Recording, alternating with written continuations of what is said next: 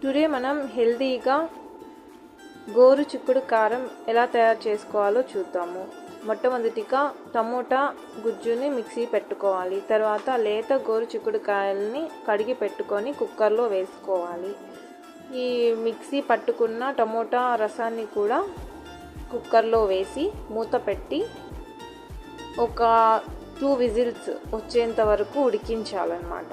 Without salt లేకుండా, oil లేకుండా మనం ఎలా తయారు చేయాలో ఈరోజు చూస్తాము.